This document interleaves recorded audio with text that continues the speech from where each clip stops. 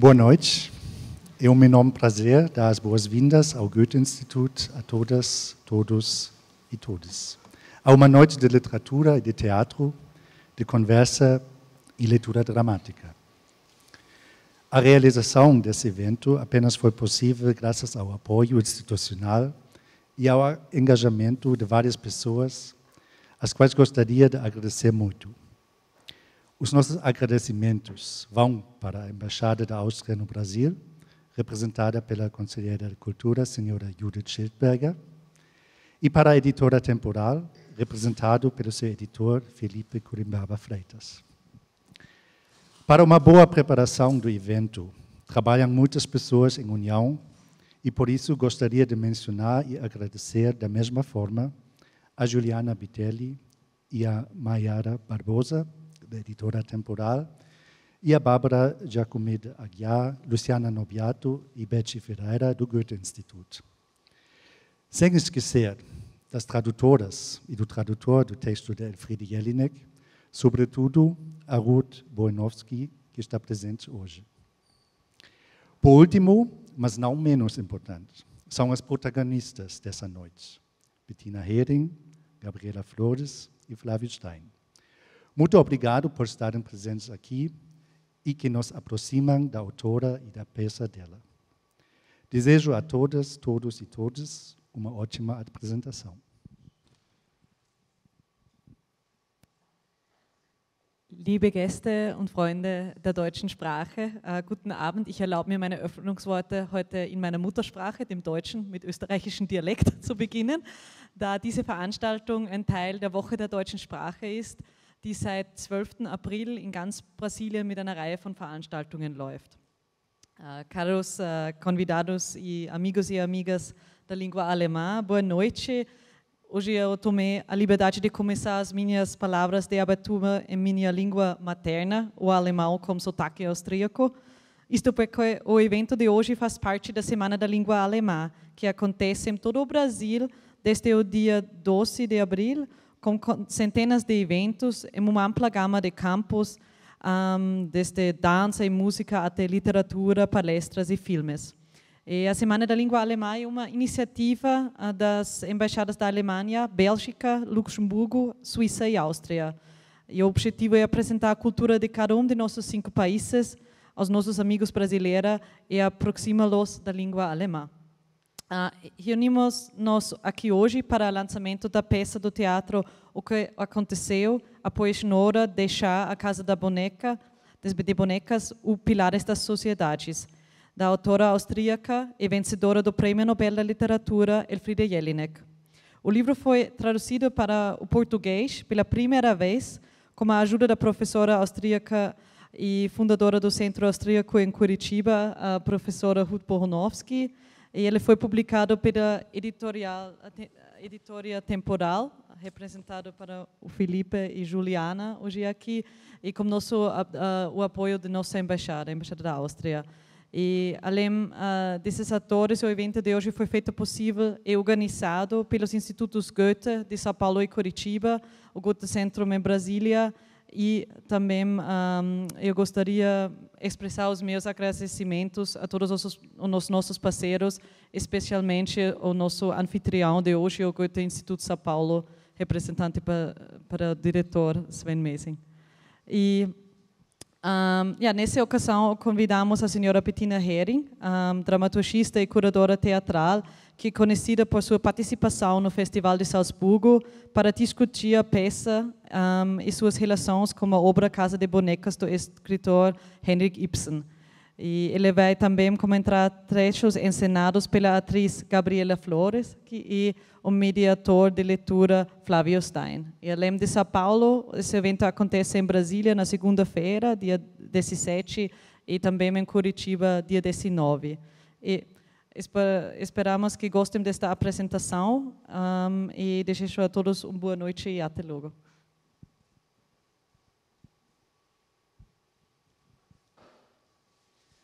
Bom, boa noite a todos. Quero trazer meus agradecimentos em nome da Temporal, da qual eu sou editor. Esqueci de pegar minha colinha. Bom, repetir os agradecimentos. a Judith, da Embaixada da Áustria no Brasil, a Ruth, que além de tradutora, uma das tradutoras da peça, é coordenadora do Centro Austríaco, no UFPR, né? Ao Instituto Goethe, a Beth, a Bárbara e o Sven, que estão aqui presentes, a Bettina Hering, que está compondo essa mesa, os atores Flávio Stein e Gabriela Flores. E, bom, além disso, comentar, para quem não conhece, a Temporal é uma editora especializada, dedicada exclusivamente ao teatro contemporâneo dentro de um recorte um pouco maior do que algumas outras editoras, então contemporâneo que vai até os anos 70, mais ou menos. Tá dando para ouvir? Agora sim. Até os anos 70, né? 60, 70, então, incluindo alguns resgates. E, bom, os livros todos nossos traduzidos da língua alemã estão à venda ali, acho que todos já perceberam. Então, passo a palavra para a mesa. Boa tarde a todas e a todas. Eu vou dar início, então, ao nosso evento aqui, também usando, né, algumas palavras de agradecimento. Em primeiro lugar, a editora Temporal, que aceitou essa empreitada de publicar e traduzir, né, e publicar pela primeira vez um texto teatral da Elfriede Jelinek para o português brasileiro. Então, é a estreia da Jelinek como dramaturga aqui no Brasil. Claro, a Embaixada Austríaca, que desde o início apoiou o projeto, tanto a publicação quanto agora esse evento aqui, né? Então, é sempre uma parceria muito produtiva. O Instituto Goethe, que cedeu espaço tanto aqui em São Paulo, quanto a gente vai repetir esse evento, como já foi dito, em Brasília e em Curitiba. E, claro, em primeiro, aqui da mesa, queria dar muitas boas-vindas e agradecer a Bettina Hering, que aceitou o convite de participar aqui desse evento. Ela é nada mais, nada menos que a curadora da programação teatral do renomado Festival de Salzburgo. Então, é uma grande honra ter a Bettina aqui com a gente. Também o Flávio Stein, um parceiro já de algum tempo, né, responsável aqui pela seleção dos textos e a concepção, o projeto, na ideia desse evento. E a Gabriela Flores, atriz e pesquisadora, doutora na área de artes cênicas. Como já foi dito, né, eu sou uma das tradutoras do livro, então queria só falar de duas coisinhas ainda rapidamente sobre o formato desse evento, que é um pouco inusitado, porque a gente tentou fazer um pacote que junta, em primeiro lugar, um lançamento de um livro, né? O livro saiu ontem da gráfica, então está bem quentinho ainda, está lá fora à venda, junto com uma leitura dramática de algumas passagens do próprio livro da Elfriede Jelinek, mas também de um outro drama, a Judith já falou rapidinho, do Henrik Ibsen, porque a peça da Jelinek tem um diálogo muito estreito, a mesma uma relação intertextual muito forte entre as duas peças, então a gente achou importante trazer essa peça também.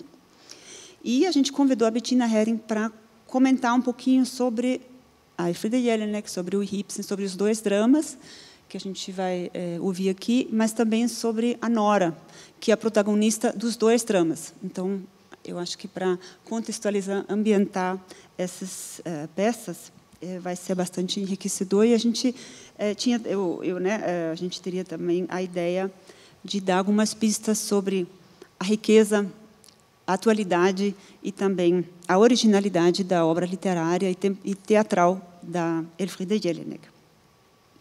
Eu não vou antecipar aqui o que vai ser dito ainda nas leituras e na fala da Bettina. Só rapidinho sobre a tradução. Eu sou uma das tradutoras, a gente foi um grupo de 4 pessoas. O Luiz está aqui também, um dos tradutores. Os outros 2 são a Gisele Eberspecher, que agora está em Viena, e a Angélica Neri, que está em Curitiba, vai estar com a gente em Curitiba.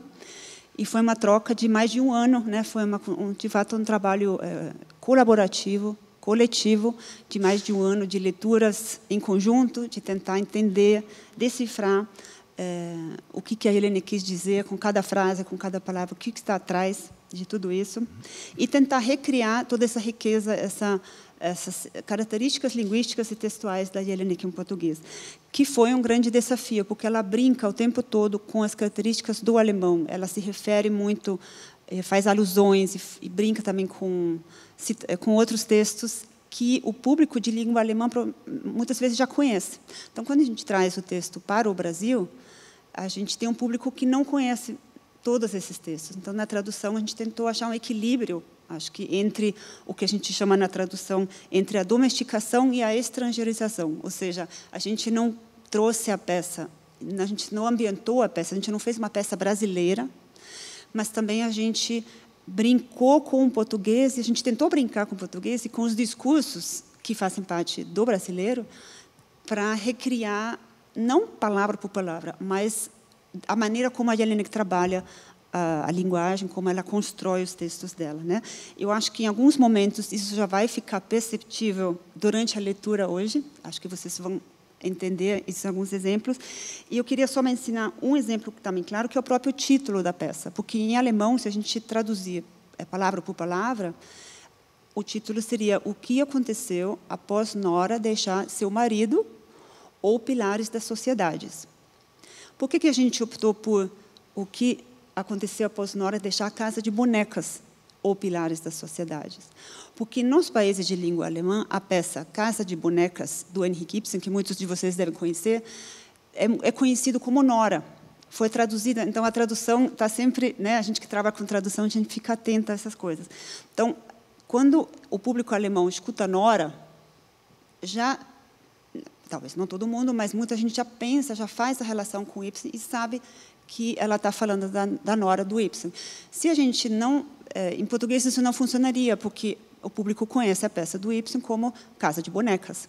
Então, a gente trocou para permitir em português essa brincadeira intertextual que a Jelinek faz no alemão também. Mas, às vezes, a gente tinha que fugir bastante da literalidade, né? Mas a gente tentou achar um equilíbrio para não também nos apoderar de toda a peça e criar agora uma outra coisa, né? Acho que a gente ficou bem próximo do texto. Então, isso só algumas palavras da tradução. O próximo livro também traz alguns comentários sobre a tradução, né? Tem alguns outros exemplos da maneira como a gente tentou trabalhar. Então, eu acho que com isso a gente passa a primeira parte. Então, a gente vai fazer da seguinte maneira: a gente vai começar com uma leitura dramática da primeira e da última cena da peça do Ibsen, para a gente lembrar também de que trata a peça do Ibsen. Depois, a Bettina Hering vai comentar um pouquinho sobre essa peça do Ibsen. Depois, a gente já passa para a leitura da peça da Jelinek, volta para um comentário da Bettina, e aí vai fazer 3 vezes esse diálogo intertextual, né? Então, vamos lá. É comigo ainda.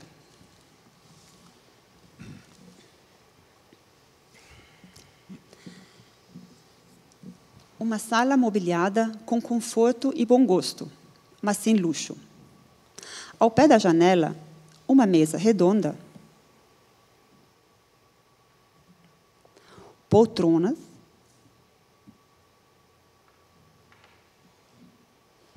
e um divã pequeno. Entre a estufa e a porta lateral, uma mesinha.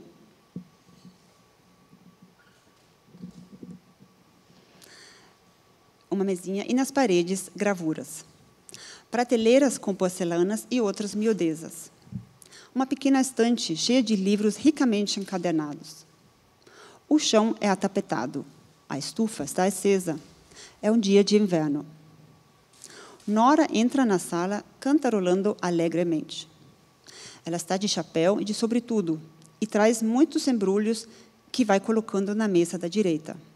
Ela deixa aberta a porta da saleta, por onde se vê um entregador carregando uma árvore de Natal e um cesto. O moço passa esses objetos à criada, que abriu a porta. Nora fecha a porta e, enquanto tira o chapéu e sobretudo, continua rindo alegremente. Puxa do bolso um saco de bolinhos de amêndoa. Come 2 ou 3. Depois vai, na ponta dos pés, até a porta do escritório do marido e, silenciosa, escuta. Ah, Ele está aqui. Cantarola novamente, enquanto caminha para a mesa do lado direito. É a minha cotovia que está gorjeando aí fora? É, sim. Quem está saltitando aí? É o meu esquilo? É. E quando regressou o esquilinho? Agora mesmo.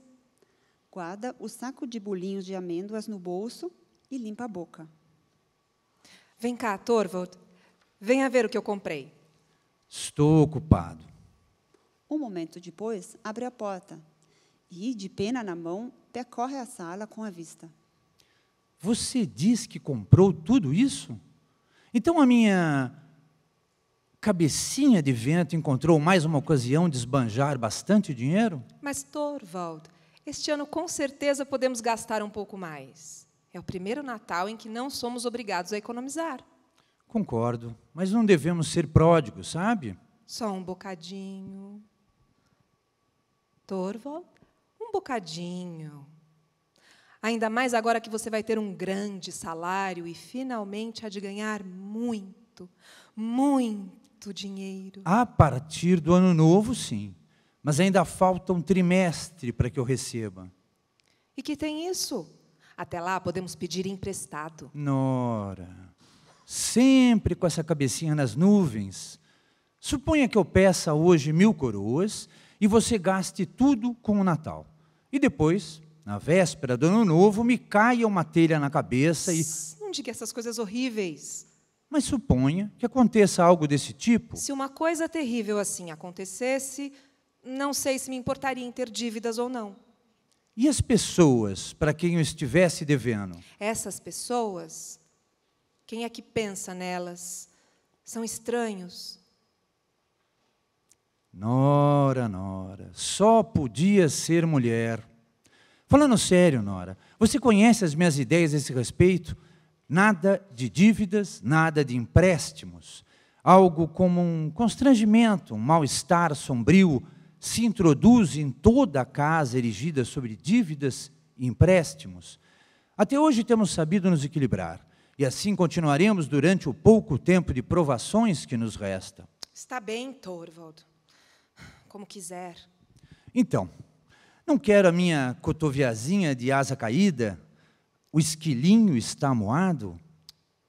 Nora, sabe o que tem aqui dentro? Dinheiro. Tome. Compreendo que há muitas despesas numa casa quando se está perto do Natal. 10, 20, 30, 40. Obrigada, Torvald, obrigada. Você vai ver o que isto rende. É preciso mesmo. Pode ficar certo disso. Mas vem cá, eu vou lhe mostrar o que comprei, tudo tão barato. Olha essa roupa nova para Ivar e um sabre. Para Bob, um cavalo e uma corneta.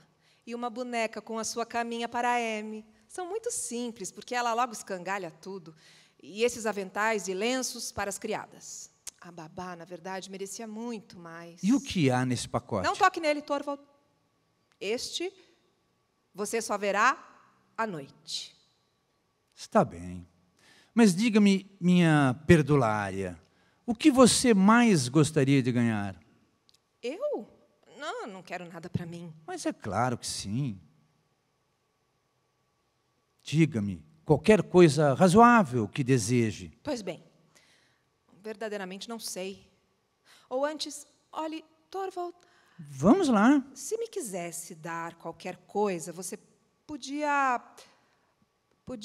Então, me dar dinheiro, Torvald? Apenas aquilo que você pudesse prescindir. E um dia desses eu iria comprar qualquer coisa para mim. Horas depois, sentados à mesa da sala. Depois de um longo dia, quando os segredos do passado vêm à tona. Segredos de uma mulher que procurava ajudar o marido. Uma situação que envolve chantagens e beira o escândalo. Mas que, descoberto pelo marido, traz reprimendas e censura à nora. Sinto-me esta noite mais lúcida e mais segura de mim mesma do que nunca. e é com essa firmeza e imperfeita lucidez que você abandona seu marido e seus filhos? Sim. Isso só tem uma explicação possível. Qual? Você já não me ama. Sim, é isso mesmo. Nora, como pode dizer isso? Custa-me muito, Torvald, porque você sempre foi muito bom para mim, mas nada posso contra isso. Já não o amo mais. Disso você também está clara e seguramente convencida? Sim. É absolutamente claro e certo. E é por essa razão que não quero permanecer mais tempo aqui. E você pode me explicar como perdi o seu amor? Sem dúvida. Foi esta noite, quando não vi realizar-se o milagre esperado. Então vi que você não era o homem que eu imaginava que fosse. Explique-se. Eu não entendo. Durante 8 anos esperei tão pacientemente, pois eu bem sabia que milagres não acontecem todos os dias. Então, me invadiu essa coisa angustiante e eu tinha toda a certeza do mundo de que chegara a hora do milagre. Enquanto a carta de Krogstad estava na caixa, nem por um instante pensei que você poderia se curvar às arbitrariedades desse homem. Acreditava firmemente que você lhe diria: vamos, publique isso. E quando isso acontecesse... Bem, o que você queria? Que eu tivesse lançado na vergonha e na desonra? Quando isso acontecesse, eu estava plenamente convencida de que você iria chamar a si a responsabilidade de tudo e diria: sou eu o culpado. Nora. Você acha que eu teria aceitado tal sacrifício? É claro que não. Mas de que valeriam as minhas afirmações contra as suas? Pois bem, esse era o milagre que eu esperava, cheia de temor. E para evitar isso é que eu queria terminar com a minha vida. Nora, por você eu trabalharia alegremente dia e noite, suportaria tudo, preocupações, provações, mas não há ninguém que sacrifique a sua honra pelo ente que ama. Milhares de mulheres têm feito isso. Você pensa e fala como uma criança insensata? Talvez. Você, porém, não pensa e nem fala como homem a quem eu possa me unir como companheira. Uma vez tranquilizado, não sobre o que poderia acontecer comigo, mas sobre o risco que você corria, e quando não havia mais perigo, pelo menos no que se referia a você, você fez como se nada tivesse acontecido. Voltei a ser seu canarinho, sua bonequinha, que você passaria a proteger com muito mais cuidado, pois percebeu o quanto era delicada e frágil. Ouça, Torvald, nesse momento tornou-se evidente para mim que vivi 8 anos nessa casa com um estranho, a quem dei 3 filhos. Eu nem vou continuar falando para não ter que me lembrar disso. Eu tenho vontade de me partir em 1000 pedaços. Sim, estou percebendo. Abriu-se entre nós um abismo. Mas, Nora, não seria possível transpor? Tal como sou agora, não posso ser sua mulher. Eu poderia mudar. Talvez, se a sua boneca for afastada de você. Mas separar-me de você, não, Nora. Não posso aceitar essa ideia. E é exatamente por isso que eu tenho de ir embora. Ainda não, Nora, ainda não. Espere até amanhã. Eu não posso passar a noite sob o teto de um estranho. Mas não podemos viver juntos, como irmão e irmã? Você bem sabe que isso duraria pouco. Adeus, Torvald. Não quero ver as crianças. Sei que estão em melhores mãos. Assim como sou, por enquanto, eu não posso ser uma mãe para elas. Mas algum dia, Nora, algum dia... Como posso responder? Não sei nem o que será de mim. Mas você é minha mulher, como é agora e como sempre será. Ouça, Torvald, quando uma mulher deixa a casa de seu marido, como eu estou fazendo agora, as leis, segundo ouço dizer, absolvem o marido de qualquer obrigação para com ela. De qualquer modo, eu o deixo livre de agora em diante. Inteira liberdade de parte a parte. Olha, Aqui está o anel. Devolva o meu. Até o anel? Até. Tome. Obrigada. Agora tudo acabou. Deixo aqui as chaves. Quanto à direção da casa, as criadas estão a par de tudo, melhor que eu. Amanhã, Cristina virá embalar tudo o que eu trouxe quando vim para cá. Eu desejo que me remetam essa mala. Está tudo acabado. Você nunca mais vai pensar em mim, Nora? Vou pensar muitas vezes em você, é claro. E nos meus filhos. E na casa. Posso escrever, Nora? Não. Nunca. Está proibido de fazer isso. Mas, de certo, posso aliviar algo. Nada. Nada. Ajudar, se você precisar. Não, já disse. Não aceito nada de estranhos. Nora, nunca deixarei de ser um estranho para você? Torvald, para isso seria preciso o maior dos milagres. E qual seria o maior dos milagres? Seria preciso uma transformação de nós dois a tal ponto... Torvald, já não acredito mais em milagres. Eu, porém, quero acreditar neles. Diga, deveríamos nos transformar a tal ponto que... Que a nossa união se transformasse num verdadeiro casamento. Adeus. Sai pela porta da saleta. Elma, caindo numa cadeira junto à porta e cobrindo o rosto com as mãos. Nora, Nora. Ergue a cabeça e olha em torno de si. Está vazia. Ela não está mais aqui. E com um vislumbre de esperança, O maior dos milagres. ouve-se, vindo de baixo, o bater do portão.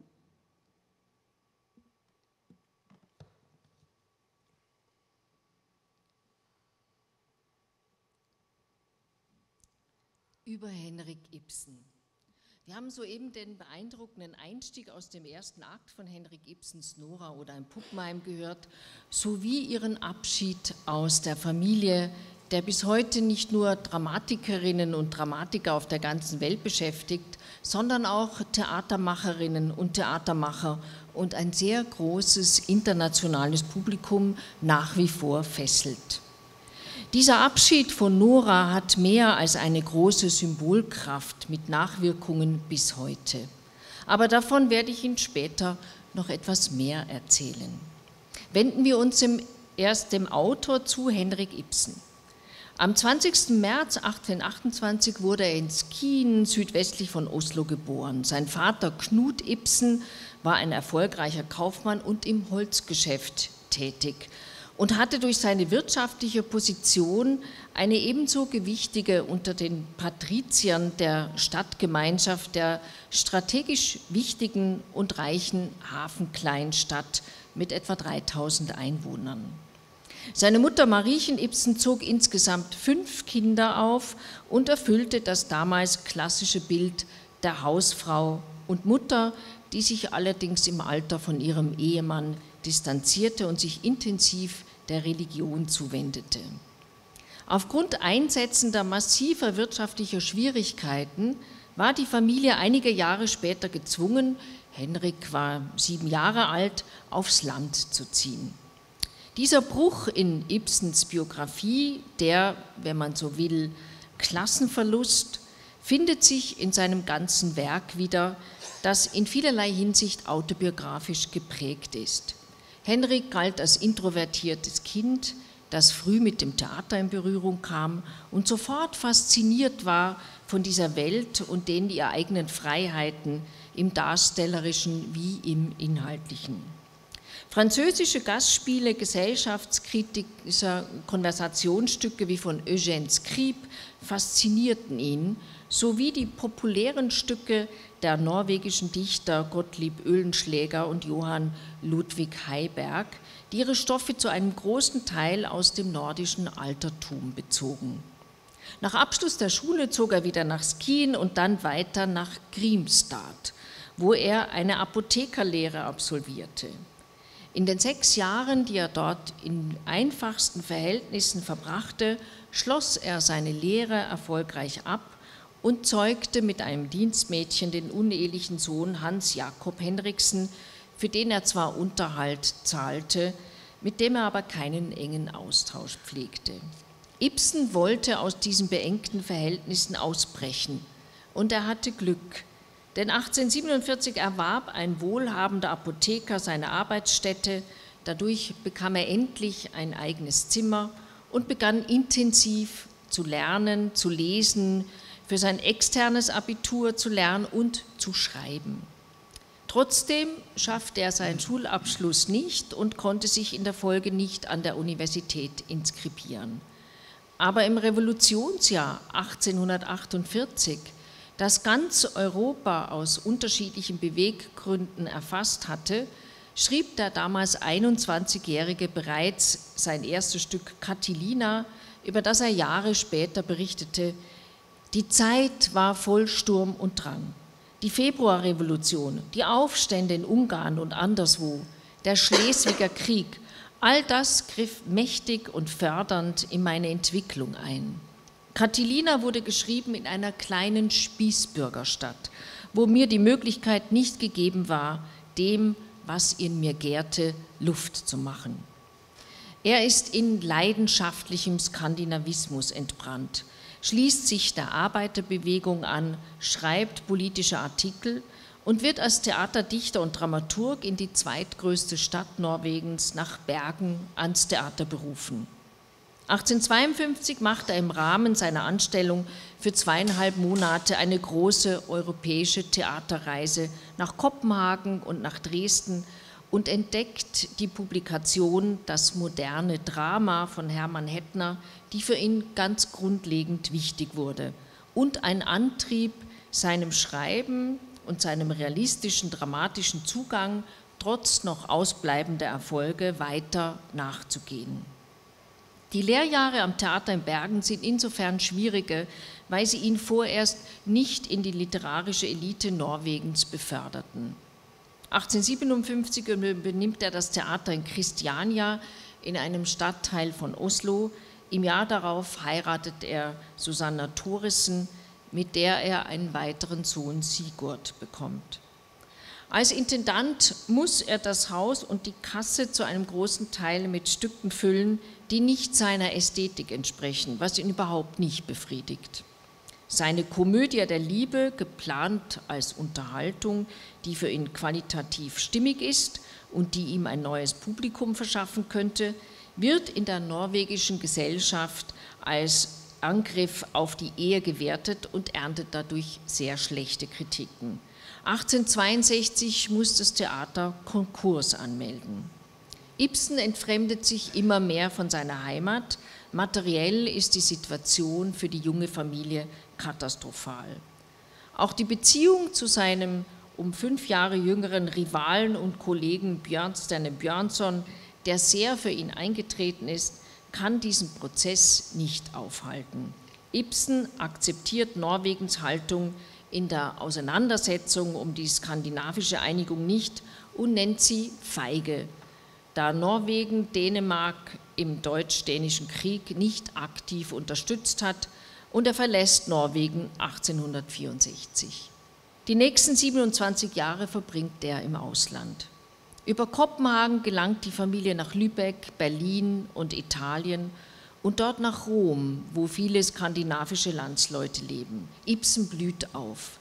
Er schreibt Brand, indem er einen extremen Idealisten porträtiert, der an sich selbst scheitert und durchaus auch autobiografische Züge trägt. Peer Gynt, das dramatische Gedicht, das alle Regeln sprengt, schreibt er in Ischia und in Sorrent 1867 quasi als Abrechnung mit Norwegen, um die Willensschwäche seiner Landsleute, wenn auch mit fantastischen Elementen angereichert, vorzuführen. Volksmärchen liefern den Hintergrund für die Biografie der Figur des Peer, der die Gesellschaft mit ihren psychischen Auswirkungen symbolisiert, die sich von der bäuerlichen zur Industriegesellschaft verwandelt hat. Peer, eine der berühmtesten Figuren des europäischen Theaters, charmant und unberechenbar, häutet sich im Symbolbild der Zwiebel, die aber ohne Kern ist, ohne Ich. Das Stück wurde sehr ambivalent aufgenommen. Die Musik des Komponisten Edvard Grieg machte es aber in Europa schlussendlich doch sehr erfolgreich. 1868 zieht Ibsen nach Berchtesgaden in Deutschland, dann weiter nach Dresden. Von 1869 bis 1899 schreibt er 13 gesellschaftskritische Gegenwartsdramen, die ihn nachhaltig weltberühmt machen. Ibsens Maxime ist, dass Freiheit, Gleichheit und Brüderlichkeit neue Inhalte und neue Bestimmung brauchen. Der Menschengeist soll sich revolutionieren. In einem Brief an den berühmten dänischen Literaturkritiker Brandes schreibt er: Überhaupt erscheint mir in diesen Zeiten die ganze Weltgeschichte wie ein einziger großer Schiffbruch. Es gilt, sich selbst zu retten. 1875 erfolgt der Umzug nach München und 2 Jahre später mit Stützen der Gesellschaft, in denen er das Ideal der Wahrheit den korrupten Machenschaften entgegenstellt, passiert endlich der Durchbruch auf den deutschen Bühnen.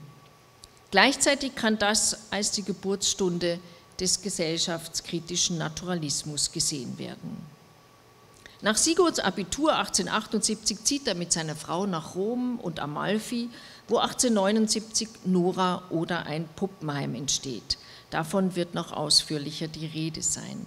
Weitere bahnbrechende Dramen folgen: Gespenster, Ein Volksfeind, Die Wildente und andere.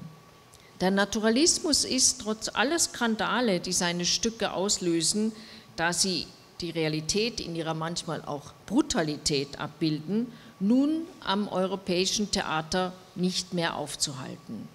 Im Roman fand diese Entwicklung schon etwas früher statt. Wenn Sie einem Durchschnittsmenschen seine Lebenslüge nehmen, so bringen Sie ihn gleichzeitig um sein Glück. Das wollen viele nicht hören. Ibsens deutschen Zeitgenossen wie Gerhard Hauptmann und Arno Holz, der Schwede August Strindberg, der bis anhin nur mit wenigen Publikationen auf sich aufmerksam machte und er später wirklich reüssierte, hatten mit ähnlichen Widerständen zu kämpfen. 1891 kehrt er bis zu seinem Tod nach Christiania zurück. 4 Dramen bilden sein Alterswerk mit Porträts von Künstlern, die ein durchaus komplexes Fazit ziehen, mit Lebensschuld durch Verbrechen oder einfach nur Versäumnissen. 1901 erleidet er einen Schlaganfall, der nach Jahren 1906 zu seinem Tod führt. Ibsen gilt nach wie vor im europäischen Theater als Inbegriff der aufkommenden Moderne, als Autor, der sich für die Emanzipation der Frau dezidiert einsetzte, als scharfer Ankläger der gesellschaftlichen Verhältnisse. Elemente des absurden und expressiven Theaters, die in die weitere literarische Zukunft führen, sind bei ihm bereits vorhanden. Neben fantastischen Rollen für Schauspielerinnen und Schauspieler üben seine auch dramaturgisch meisterlichen Theaterstücke mit ihren psychologisch präzisen Charakteren und deren gesellschaftskritischen Anliegen nach wie vor eine hohe Anziehungskraft auf das Publikum aus, wie auch auf Autorinnen und Autoren, die seine Stücke, wie Elfriede Jelinek, weiter interpretieren und so lebendig halten.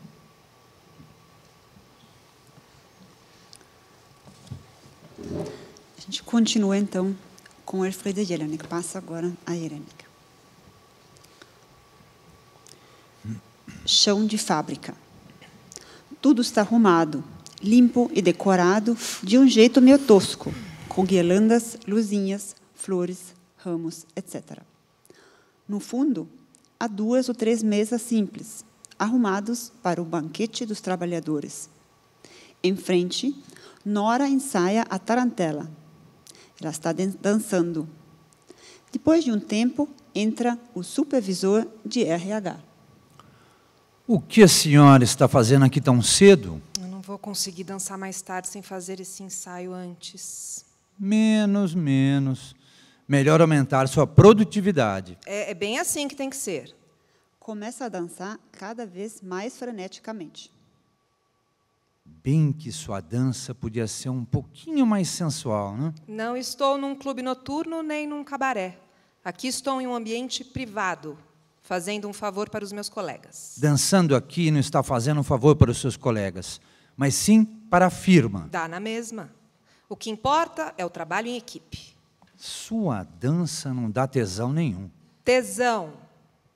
Pornografia é um ato de extermínio da mulher, enquanto as confrarias masculinas são sempre santificadas por meio da profanação das mulheres.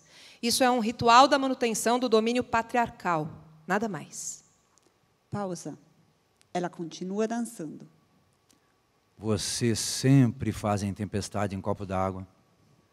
Meu esposo dizia que minha dança tempestuosa era inapropriada. Seu marido pagava você? Veja só, nós pagamos bem a senhora. Não por muito mais tempo. Em breve, retornarei ao meu ambiente original, que foi feito para mim. No plano de fundo, entra Weigang, sem se fazer notar. Ele para de repente e observa Nora dançando, sem ninguém perceber.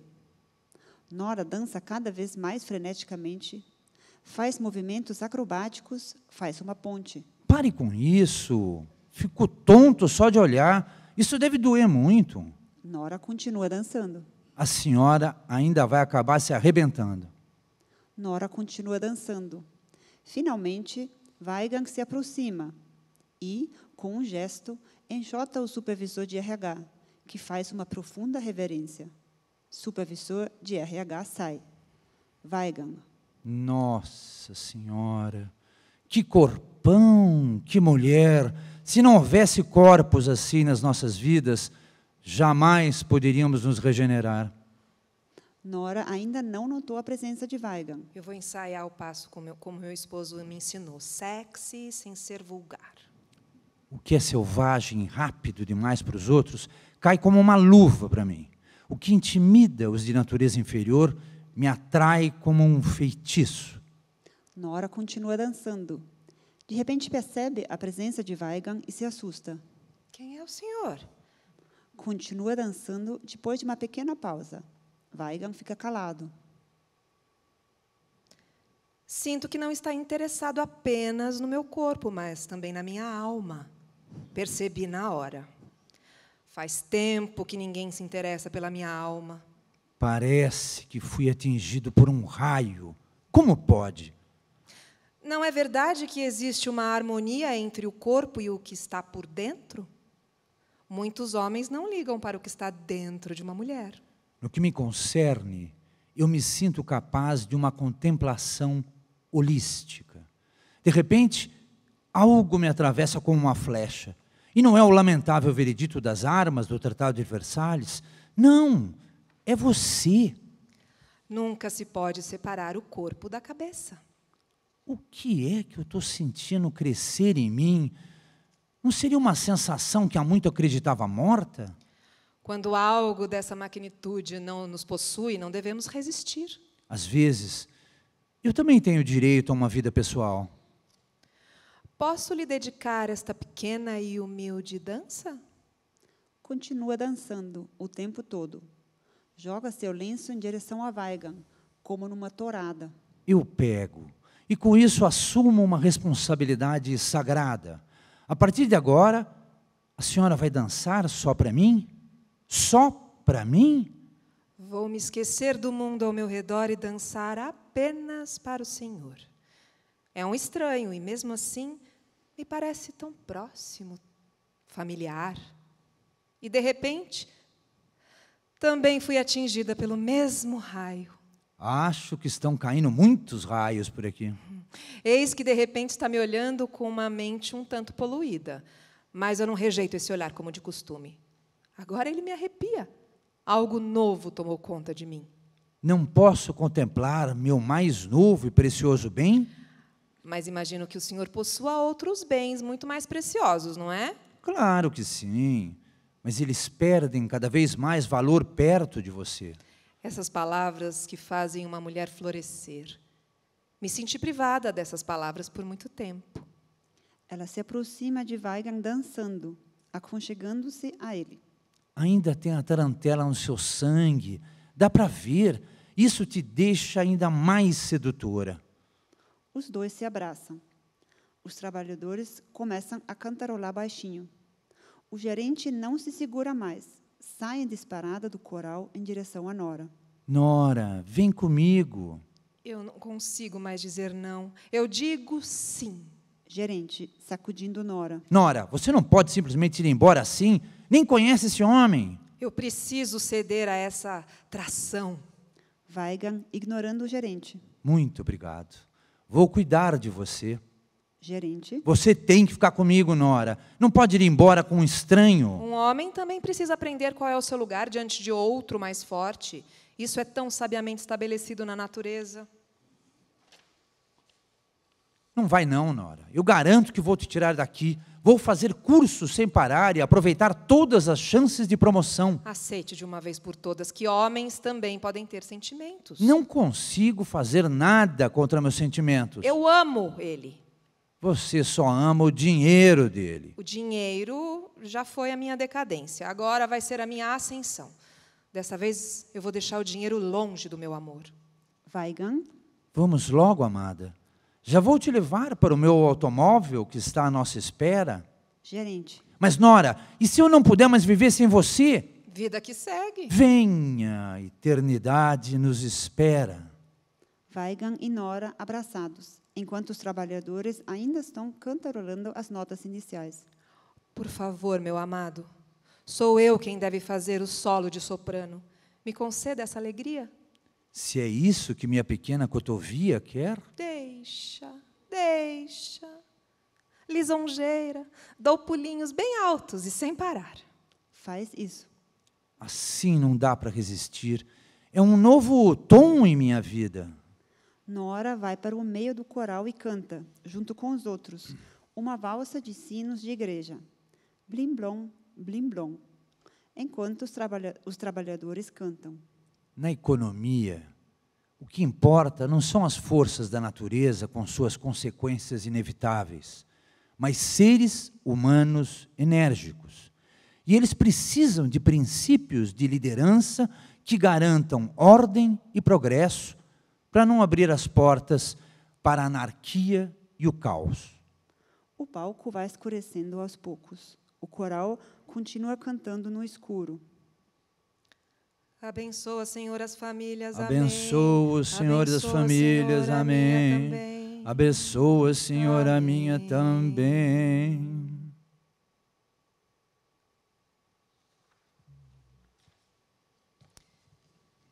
Über Elfriede Jelinek. Wo beginnt man, wenn man über Elfriede Jelinek erzählen kann in einem zeitlich klar umrissenen Rahmen?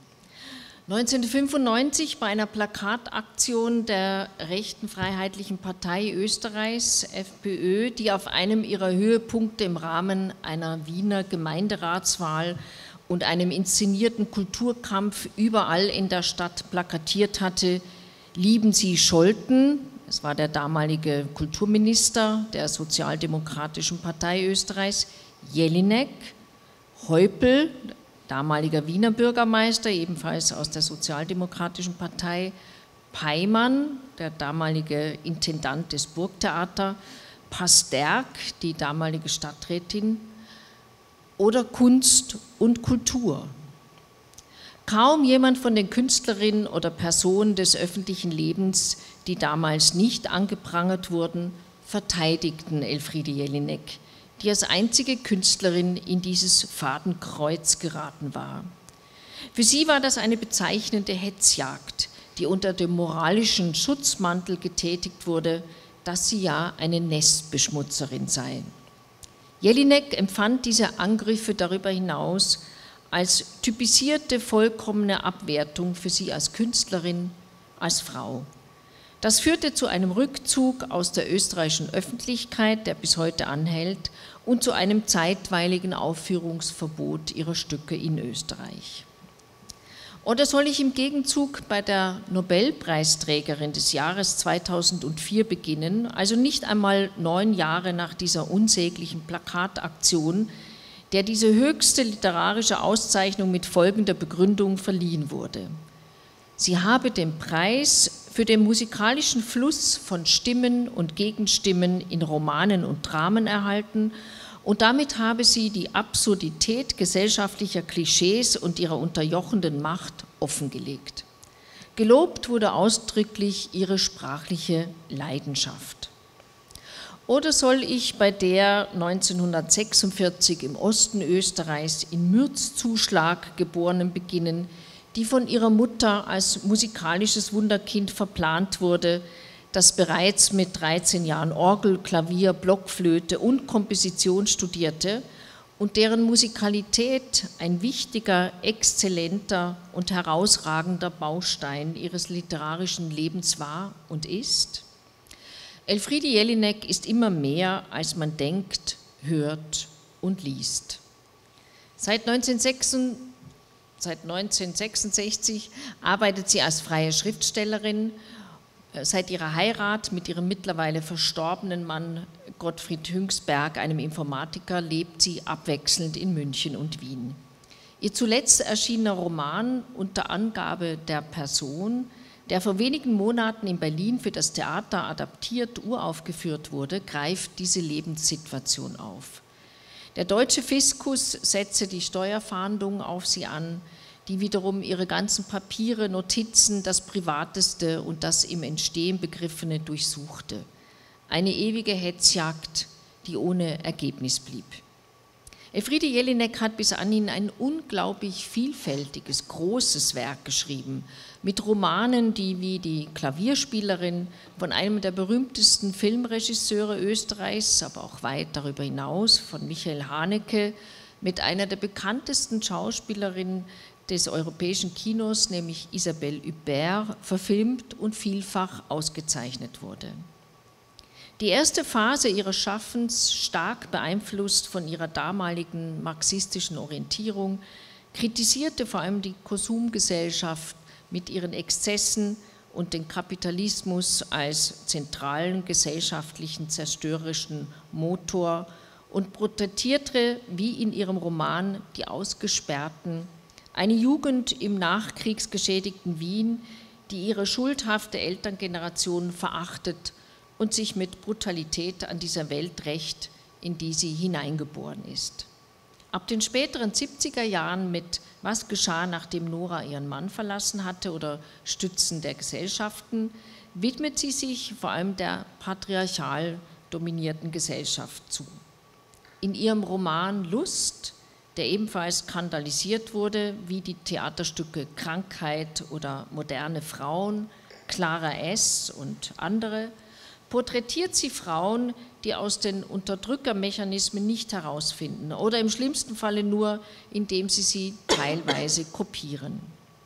Die Frau als ganz und gar unfreies Wesen mit keiner Aussicht auf systemische Veränderung und dadurch immer wieder mit psychopathologischen Merkmalen ist ein wichtiger Topos in Jelineks Schaffen. Ab Ende der 80er Jahre wiederum arbeitet sie sich am österreichischen Faschismus ab und an der antisemitischen Gegenwart. Das Stück Rechnitz, der Würgeengel, das auf einen historischen Vorfall im Zweiten Weltkrieg zurückgeht, ist nur eines davon. Im Theatertext Schwarzwasser, den sie 2020 geschrieben hat, geht sie direkt auf die aktuelle politische österreichische Lage ein, die sie als toxisch einstuft und das in vielerlei Hinsicht nicht zu Unrecht. In ihrem neuesten Stück Sonne, los jetzt, erfindet sie einen Monolog für die Sonne, die mitten im Klimawandel sich mit den Irrungen der Menschheit beschäftigt. Sie sehen, die Themenfalt ist immer aktuell und deshalb sehr breit gestreut. Elfriede Jelinek sagt, ich will kein Theater, ich will ein anderes Theater. Ich mache es sehr sprachzentriert. Es wird im Theater immer wieder nach lebenden Menschen verlangt, die einen Charakter haben und differenziert sind. Aber das interessiert mich nicht. Elfriede Jelinek, so schreibt Roberto Nicoli, vertritt einen radikalen Ansatz, der ihr Theaterkonzept von der Auffassung anderer Autoren stark distanziert. Den Wunsch, Leben zu erzeugen auf dem Theater, der fast alle Schriftsteller angezogen hat, lehne ich ab. Ich will genau das Entgegengesetzte, Unbelebtes erzeugen. Ich will dem Theater das Leben austreiben. Ich will kein Theater. Hinzu kommt, so Nicoli, dass Elfriede Jelinek in ihrer Theaterproduktion nicht so sehr an dem Ergebnis interessiert ist, sondern eher an den Vorgängen und Dynamiken, die dadurch zustande gebracht werden. Das Theater erwacht zum Leben, sagt man bei besonders gelungenen Aufführungen. Bei mir wird Leben verbraucht, vielleicht völlig sinnlos. Nicht, was übrig bleibt, interessiert mich, sondern der Verbrauch an sich. Gerade bei ihren Theatertexten, die sie in späteren Jahren in sogenannten Textflächen schreibt, oft ohne Angabe von Rollen, diese brillanten Sprachkunstwerke, die unglaublich zitaten- und anspielungsreich sind, tiefgehende und banale Witze genauso enthalten wie Wortspiele und deftige Sarkasmen, gibt sie für die Regisseurinnen und Regisseure frei. Sie können damit machen, was sie wollen. Kürzen, umstellen, eingreifen, ergänzen. Sie gibt die Texte also wirklich frei. Und die jeweilige Dynamik und Herangehensweise der unterschiedlichen Künstlerinnen und Künstler lässt deswegen auch Inszenierungen in besonderer Vielfalt entstehen. Elfriede Jelineks Essays sind ein ganzes Werk für sich. Zu Politik und Gesellschaft, zu Österreich, zur Kunst in ihren unterschiedlichen Darbietungsformen äußert sie sich sehr häufig, pointiert, gewitzt, punktgenau und scharf. Auf ihrer Website, die für alle Menschen zugänglich ist, kann man diese nachlesen. Ihre Übersetzungen aus dem Englischen, Spanischen, Französischen werden vielfach gespielt und sind legendär aufgrund ihrer sprachlichen Höchstleistungen, wenn man dann in diesem Bereich überhaupt von Leistung sprechen kann.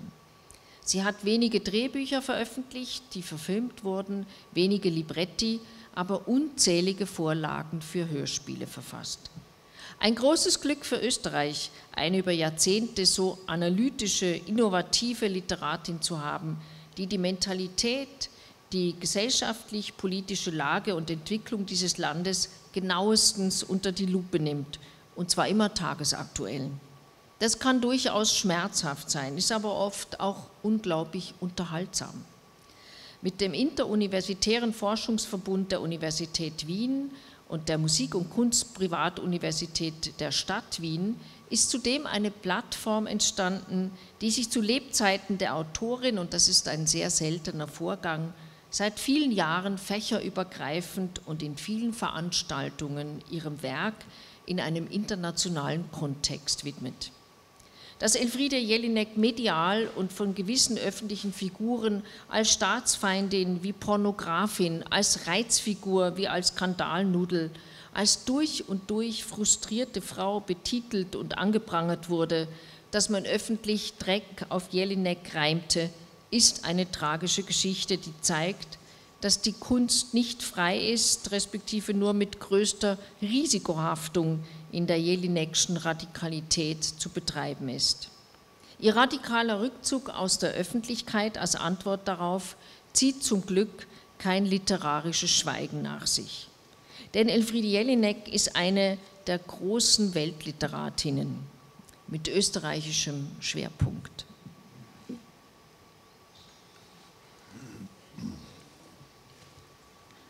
Cena 1. Escritório do supervisor de RH. Ele está sentado à escrivaninha.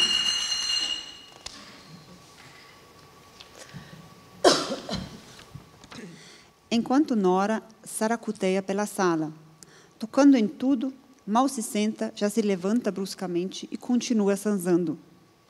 Seu comportamento contrasta com sua roupa bastante esfarrapada. Não sou uma mulher que foi abandonada pelo marido. Sou uma mulher que abandonou por conta própria algo bem mais raro. Eu sou a Nora, aquela da peça Casa de Bonecas, de Ibsen. Nesse momento eu estou fugindo de novo, trocando uma fase emocional conturbada por uma profissão. Na minha posição, você pode perceber que a profissão não é uma fuga, mas um comprometimento de vida. Mas eu não quero comprometer minha vida. Eu almejo minha realização pessoal.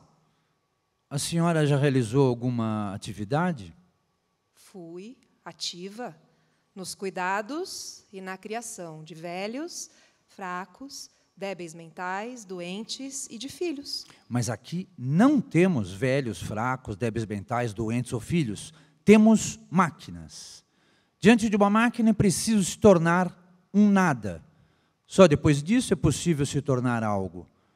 Eu, por outro lado, optei desde o começo pelo caminho mais penoso de uma carreira. Eu quero me livrar da imagem de cuidadora. É uma pequena teimosia minha.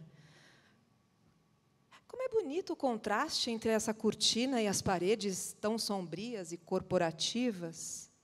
Eu só agora, liberta do meu casamento, eu consigo reconhecer que objetos inanimados também possuem uma alma. Os empregadores e os delegados sindicais têm a obrigação de proteger e incentivar o livre desenvolvimento pessoal dos funcionários empregados pela empresa. A senhora tem referências? Certamente meu marido teria dado uma boa referência como dona de casa e mãe, mas estraguei tudo na última hora. Aqui exigimos referências de terceiros. Não conhece terceiros? Não conheço. O meu esposo me desejava recatada e do lar, pois a mulher não deve olhar para os lados, mas para dentro de si, ou para cima, onde está o marido. Mas ele não era seu superior legal como eu sou. Era, sim, um superior, num banco. O senhor me permite um conselho? Não se deixe endurecer por conta da sua posição, como foi o caso dele. A solidão de quem está no topo sempre leva ao endurecimento. Por que a senhora deu fora? Eu quis me transformar de objeto em sujeito, através de um emprego.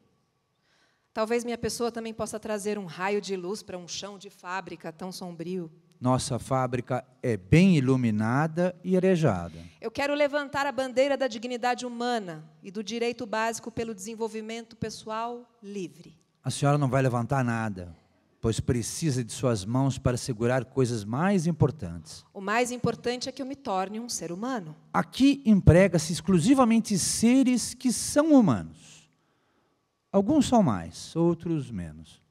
Precisei abandonar meu lar para me tornar um ser humano. Algumas das nossas funcionárias mulheres fariam qualquer coisa para ter um lar. Por que é que a senhora precisa de um outro lugar? Porque o meu lugar eu já conhecia. Sabe datilografar? Sei secretariar, bordar, tricotar, costurar. Trabalhou para quem? Nome da empresa, endereço, telefone. Privado. Privado não é público. Primeiro é preciso ser público. Depois você pode desconstruir sua posição de objeto. Acho que eu sirvo bem para tarefas extraordinárias. Eu sempre detestei o ordinário. E o que a faz acreditar ser predestinada a tal papel extraordinário?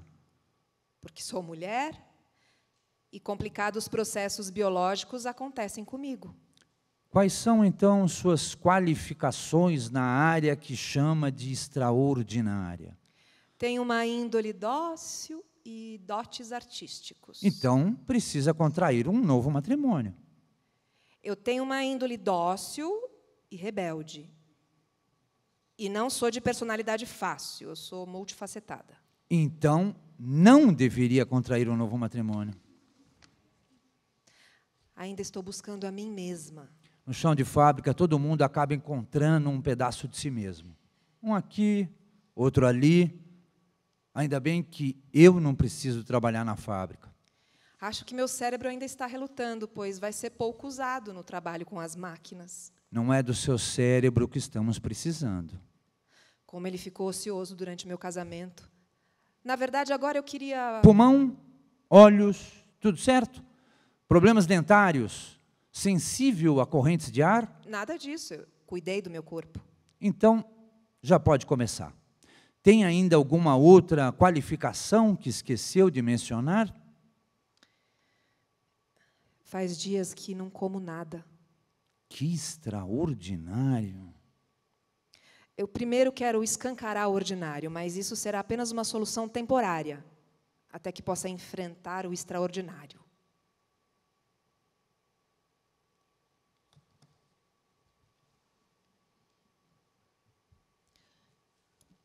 Über Nora. Wir haben die erste von 18 Szenen von Elfriede Jelineks Fortschreibe und von Henrik Ibsens Nora gehört. Ein fulminanter Auftakt, aus dem schon sehr viel herauszulesen ist, was dieses Stück ausmacht. das fast unglaublicherweise 1977 geschrieben wurde, ein knappes Jahrhundert nach Ibsens Nora. So modern, so heutig wirkt es in seiner präzisen Analyse. Gehen wir nochmals kurz zurück auf Henrik Ibsens Nora oder ein Puppenheim. Ibsen selber schreibt über die Beweggründe für sein Stück von 1879: In der heutigen Gesellschaft kann eine Frau sich nicht als Frau und nur als Frau behaupten. Nicht in einer ausschließlich männlichen Gesellschaft mit Gesetzen, die von Männern geschrieben sind und mit Anklägern und Richtern, die das weibliche Verhalten von männlichen Standpunkt aus beurteilen. Sie, Nora, hat eine Urkundenfälschung begangen. Das ist ihr Stolz. Zur Erklärung ganz kurz, Ibsens Nora hat einen Schuldschein aufgenommen, um mit ihrem Mann, der total überarbeitet war und laut Ärzten dringend eine Pause brauchte, für ein ganzes Jahr mit den Kindern nach Italien fahren zu können. Dafür brauchte sie einen Bürgen und gab ihren Vater an, der aber zum damaligen Zeitpunkt im Sterben lag. Deshalb fälschte sie dessen Unterschrift ohne das Wissen ihres Mannes, versah sie aber mit einem Datum, das bereits nach dem Tod des Vaters lag. Dieser Umstand ist Krogstad, der ihr das Geld geliehen hat, aufgefallen und so lieferte sie sich seiner Erpressung aus. Weiter bei Ibsen. Denn sie hat es aus Liebe zu ihrem Mann getan, um sein Leben zu retten. Aber dieser Mann steht mit seiner alltäglichen Ehre auf dem Boden des Gesetzes und sieht alles mit einem männlichen Auge. Seelenkampf. Verwirrt und unterdrückt vom Autoritätsglauben verliert sie den Glauben an ihr moralisches Recht und ihre Kraft, die Kinder selbst zu erziehen. Die Katastrophe nähert sich erbarmungslos, unabwendbar, Verzweiflung, Kampf und Untergang. Mit seiner analytischen Dramentechnik, die Ibsen hier über 3 Akte anwendet, erzählt er die Geschichte einer Ehe, einer Schuld und diverser Verstrickungen, die er meisterhaft einfädelt und auflöst. Das Motiv der Puppe hat er bereits in anderen Texten verwendet, doch hier trifft es auf den Punkt. Wie Helmer, der Ehemann, seine Ehefrau mit Kosenamen wie Lerche, Eichhörnchen und Zeisig, also sprechenden Namen, überfällt, haben wir bereits gehört. Er spricht mit ihr, wie man mit einem Kind spielt. Angeregt zu seinem Stück wurde Ibsen durch die wahre Geschichte der norwegisch-dänischen Schriftstellerin Laura Kiedler, die eine ähnliche Tat wie Nora beging. Die Conclusio von Nora, dass sie die Familie verlässt, war und ist nach wie vor skandalös und rüttelt an den Grundfesten des moralischen Bildes der Frau als Mutter. Dass eine Frau ihren Mann verlässt, war im 19. Jahrhundert eine mehr als emanzipierte Tat, wissend, dass sie in dieser Gesellschaft als alleinstehende Frau keinen Rückhalt hat. Dass sie aber nicht nur ihren Mann verlässt, sondern auch die gemeinsamen 3 Kinder, verletzt ein wirkliches Tabu. Geht sie weg, um sich überhaupt als Mensch zu fühlen, ein Selbst zu gewinnen, eine Persona zu sein? Ibsen referiert weniger auf die Emanzipationsbewegungen des ausgehenden 19. Jahrhunderts, die die Entstehung von Nora oder ein Puppenheim trotzdem auch mit Sicherheit beeinflusst haben, weniger auf die Frauenrechte, denn auf die allgemeinen Menschenrechte ein. Die Uraufführung 1879 in Kopenhagen war ein riesiger Erfolg. Das Buch fand reißenden Absatz und wurde schnell in mehrere Sprachen übersetzt. Der Weltruhm Ibsens war durch Nora gesichert. Elfriede Jelinek startet, wie der Titel sagt, nachdem Nora eben ihren Mann verlassen hatte, respektive zitiert auch Ibsens Stützen der Gesellschaft. Bereits die kleine Veränderung des Titels auf Stützen der Gesellschaften bei Jelinek zeigt uns den Weg, den sie gehen wird. Denn mit Gesellschaften meint sie nicht nur den soziologischen Topos, der Begriff impliziert auch die ökonomischen Formen. Elfriede Jelinek transportiert den Stoff vorerst in die 20er Jahre. Ihre Protagonistin Nora erklärt gleich, dass sie aus dem gleichnamigen Stück von Ibsen stammt und so verfährt Jelinek ganz direkt und ohne Umschweife mit dieser Zukunftsvision. Doch was zeigt uns Jelinek? Sie zeigt uns eine Nora, die sich aus den Fängen der Ehe in die Arbeitswelt begibt oder wie sie sagt, wir haben es gehört, im Moment flüchte ich aus einer verwirrten Gemütslage in einem Beruf. Jelinek zeigt eine Nora, die beweist, dass trotz einer gewissen ökonomischen Unabhängigkeit aufgrund der bezahlten Arbeit in der Fabrik, der Tätigkeit, die sie aus Ermangelung einer Ausbildung ausüben kann, keinerlei Gleichstellung von Männern und Frauen erreicht wird. Jelinek hat keinen Optimismus, dass, selbst wenn der Kapitalismus einbrechen würde, die Emanzipation der Frauen daraus hervorgehen könnte. Sie plädiert dafür, dass Männer wie Frauen sich emanzipieren müssten, um eine echte Gleichstellung zu erreichen, hält dies aber gleichzeitig für illusionär. Frauen, so Jelinek, sind in der Gesellschaft entpolitisiert, weil auf ihre Naturhaftigkeit referiert wird. Dadurch waren und sind sie permanente Ermöglicherinnen politischer Systeme, so auch des Faschismus, denn als bewusstlose und entpolitisierte Geschöpfe liefern sie sich den bestehenden Systemen aus und nehmen ihre Grundbedingungen an, also auch ihre eigenen, als naturgegeben. Entsprechend sieht Jelinek die Verhältnisse schwarz und die Zukunft nicht besser. Das lässt sich aus ihrer großartigen Fortschreibung des Dramas von Ibsen herauslesen. In Jelineks Zukunftsversion, was geschah, nachdem Nora ihren Mann verlassen hatte, verkauft Nora sich aus der Fabrik heraus wieder an einen reichen Mann, respektive angelt er sich sie, um sie nach einer gewissen Zeit wieder loszuwerden, respektive an den nächsten weiterzureichen. Die Liebe ist ein rein kapitalistischer Vorgang geworden.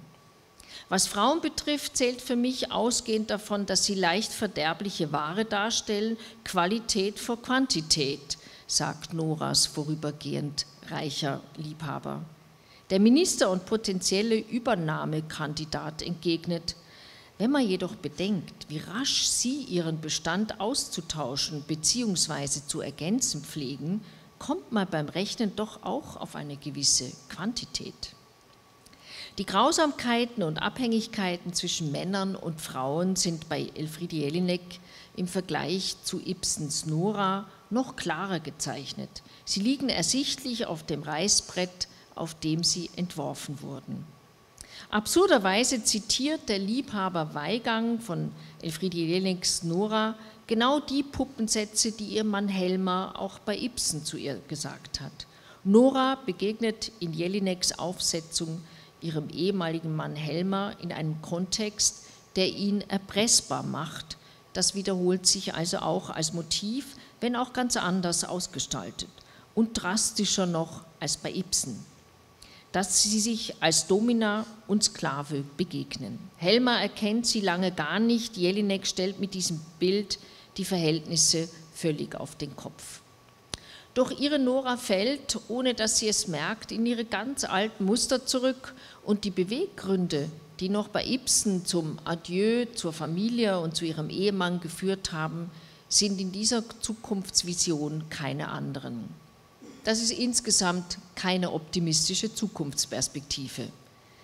In einem Epilog nach Nora, den Elfriede Jelinek 2013 geschrieben hat, klagt sie die Bedingungen der Arbeitswelt an, in denen hauptsächlich Frauen arbeiten, und führt die weitere Entfremdung von Mensch und Arbeit aus, die dazu dient, die schnelllebige Modewelt zu füttern. Auch das ein weiterer Baustein, der Jahre später diese Perspektive ihres Stückes, wie ihres Nora-Stückes, weiter untermauert. Dass Jelinek mit viel scharfzüngigem, bösem Witz in Was geschah, nachdem Nora ihren Mann verlassen hatte, die Fleischbeschau und auch das Konsumverhalten der Männer gegenüber der Frau beschreibt, macht die Vorgänge nur noch sarkastischer. Ökonomie und Emanzipation werden wie in einem Brechtschen Lehrstück abgehandelt. Dabei hilft Elfriede Jelinek ihre sprachliche Montagetechnik, die verschiedene Stilmittel vereint und sie ganz im Gegensatz zu Ibsen vollkommen davon abhält, die Welt real in diesem Text abzubilden. Dadurch entsteht eine Verfremdung, die Brecht deutlich näher kommt als Ibsen. Elfriede Jelinek äußert sich folgendermaßen dazu: Ich erziele in einem Stück verschiedene Sprachebenen, indem ich meinen Figuren Aussagen in den Mund lege, die es schon gibt. Ich bemühe mich nicht um abgerundete Menschen mit Fehlern und Schwächen, sondern um Polemik, starke Kontraste, harte Farben, Schwarz-Weiß-Malerei, eine Art Holzschnitttechnik. Ich schlage sozusagen mit der Axt rein, damit kein Gras mehr wächst, wo meine Figuren hineingetreten sind. So wird Jelineks Nora eine Bedeutungsträgerin, die uns die aktuellen Konflikte vorführt oder mit ihren Worten: Das sind Typenträger, das sind Vertreter ihrer Klasse, ihrer Erziehung. Ganz im Gegenteil zu Ibsens Nora oder ein Puppenheim, dessen Figuren psychologisch genau und detailreich gezeichnet eine Botschaft transportieren, steht bei Jelinek bewusst die Botschaft im Vordergrund und nicht die jeweilige Entwicklung der Figuren. Jelineks Theater ist eminent politisch und zeigt gerade auf der Folie von Ibsens Nora oder ein Puppenheim, dass Emanzipation nicht natürlich geschehen kann, aufgrund einer individuellen Entwicklung wie bei Ibsen, sondern dass im 20. Jahrhundert klar geworden ist, dass sie nur geschehen kann, wenn sich die gesamte Gesellschaft und das ganze System emanzipiert. Eine Emanzipation der Frauen innerhalb des patriarchalen Systems ist der Meinung Elfriede Jelineks nach nicht denkbar. Und deshalb ist der Feminismus, der darauf gründet, für sie vom Ansatz her falsch gedacht. In ihrer Sicht zeigt sie in der letzten Szene, wo das hinführt. Die will ich jetzt hier nicht spoilern, Sie sollen das ja alles lesen natürlich. Der Aufbruch in ein neues, unabhängiges Leben ist auf ganzer Linie gescheitert. Die Arbeiterinnen und Arbeiter der Fabrik haben das Emanzipationsprojekt ebenfalls nicht gut geheißen und nicht gefördert. Kein Halt, keine Unterstützung von nirgends. Deshalb kehrt sie wieder zu den Verhaltensweisen und dem System zurück, das sie kennt, aus dem sie gekommen ist. Und nun, zurückgekommen, um zu bleiben?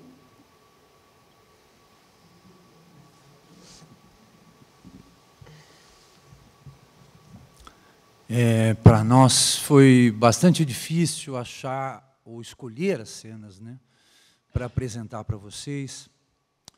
Então, para finalizar, nós gostaríamos de tentar mostrar um exemplo dessa diversidade das vozes que caracterizam a obra da Jelinek, como a Bettina nos informou, né?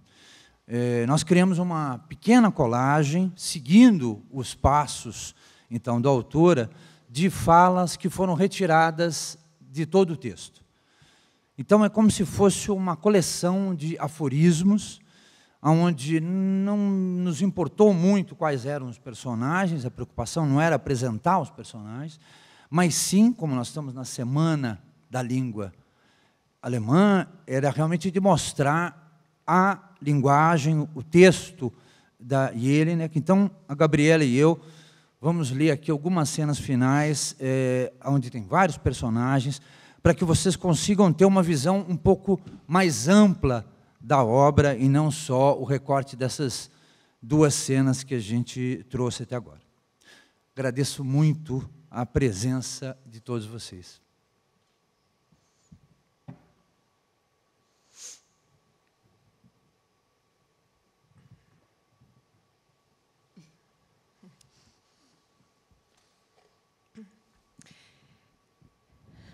Então é preciso deixar isso de lado e ir à procura de seu talento e sua vocação pessoal. Talvez eles estejam em outro lugar. Eu, por exemplo, tive a coragem de dar esse passo. Dizem que a primeira divisão de trabalho é aquela entre homem e mulher na hora da reprodução. Mas o trabalho com os filhos é só da mulher. Assim ela se completa e se renova por inteiro.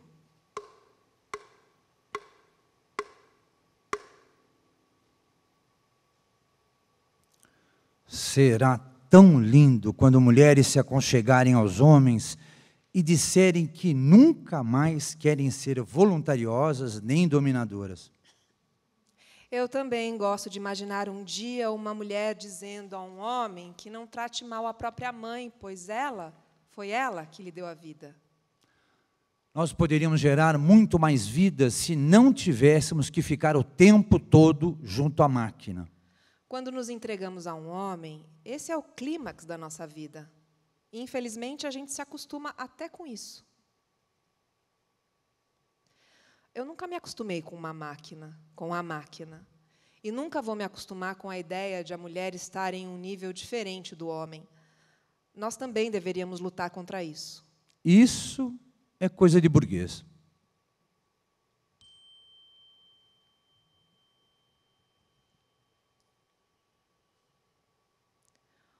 O povo, na sua esmagadora maioria, tem natureza e atitude tão femininas que os seus pensamentos e ações são determinadas muito mais pela emoção e sentimento do que pelo raciocínio.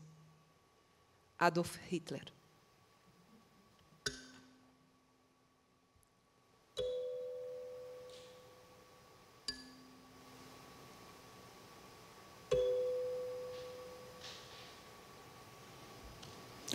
No que diz respeito às mulheres, partindo do pressuposto de que são um produto perecível, para mim o que importa é qualidade e não quantidade.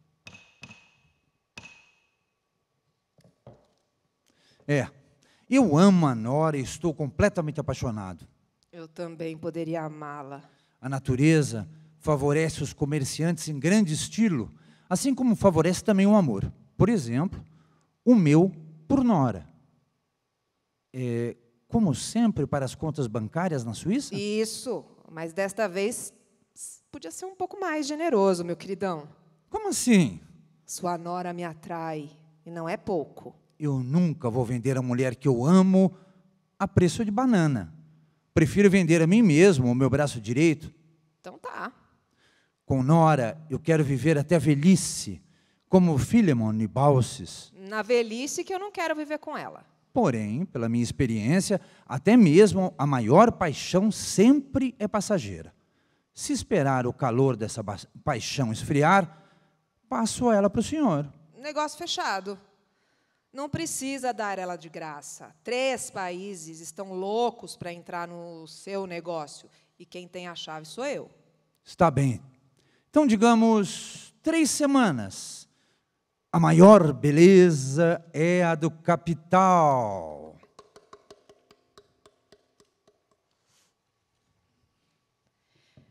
Eles querem sentir dor, Ana Maria. Como pode um homem rico por natureza aceitar ficar num estado desses? Se for para bater em alguma coisa, seria melhor bater nos filhos, Nora. Essa é a natureza da mulher. Eu jamais bateria nos meus filhos. Mulher e natureza juntas nem sempre resultam num ser natural. Dá para separar as duas. Chega de feminino à base natural. Uma mulher que fez esse tipo de coisa deve sentir mais dor que o homem que apanha. Pois isso vai contra a natureza da mulher.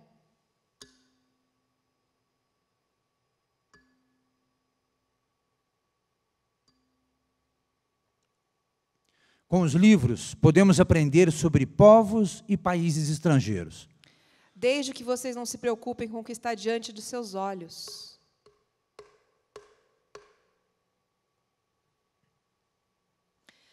É porque vocês são mulheres que eles fazem isso com vocês. Porque existe um ódio enorme, inquietante contra as mulheres. Deve ser porque sentem a força das mulheres e não conseguem fazer nada contra isso.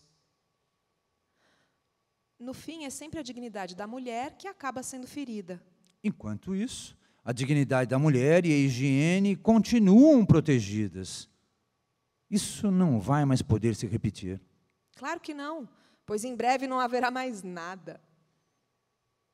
A mulher não é dona de si, mas eu, a partir de agora, sou dona de mim. Por isso que você é feia, porque não quer ser parte do grande todo.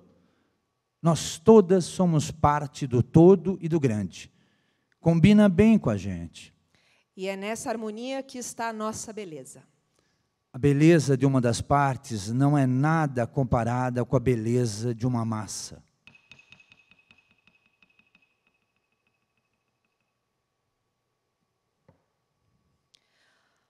No momento em que uma mulher opera uma máquina, ela instantaneamente perde sua feminilidade, castra o homem, e ao humilhá-lo, rouba-lhe o pão da boca. Mussolini.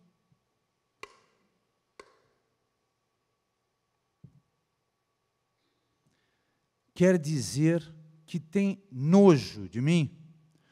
Vou te lembrar de novo, uma mulher que se vende é sempre mais nojenta do que o homem comprador. Mas não podemos deixar os nossos homens, que já não têm nada, também sem nós mesmas? Seus homens têm vocês. Vocês é que não têm nada.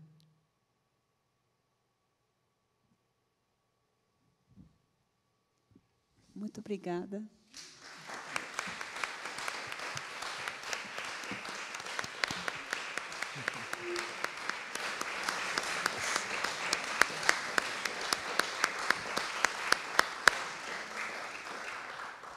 Então, mais uma vez, muito obrigada, Bettina, Gabriela, Flávio.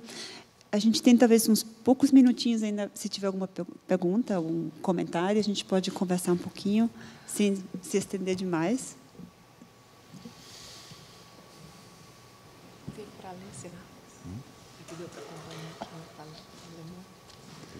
Então, eu posso começar? Eu queria... Luiz, tá? Saber, do ponto de vista do ator, quais são os desafios que um texto tão multidiscursivo quanto o da Jelinek propõe à performance? Talvez vocês querem responder, eu vou traduzir para a Bettina, se ela também quiser acrescentar alguma coisa depois, tá bom? Quer traduzir? Não, mas você pode falar. Okay.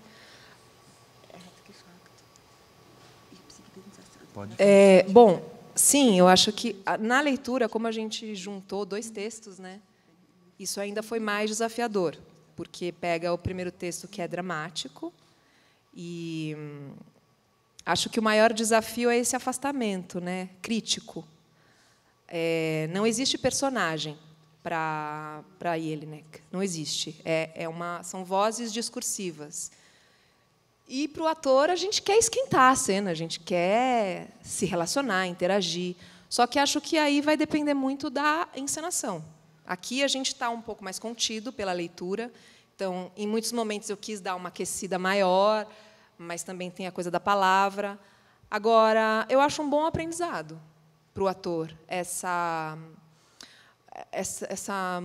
multiplicidade de discursos, até para a gente poder ter crítica, né, aos nossos próprios discursos, a todos os discursos. Acho que a gente está nessa época de criticar as narrativas, não se apegar a nenhuma delas, porque acho que para o ator é muito ruim quando você tem uma certa fé que vira uma certa crença, talvez, isso pode te deixar um pouco confuso, né? Então, assim, acho que isso dá uma abertura, uma lucidez, que eu acho que é importante, até para não poder ser autêntica em cada uma desses discursos, mesmo eles eu não concordo com todos eles.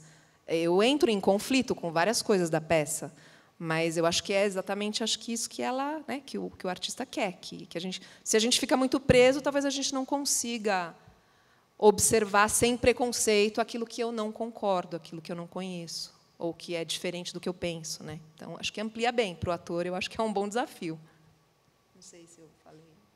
E uma coisa que eu acho interessante ela não quer teatro, né?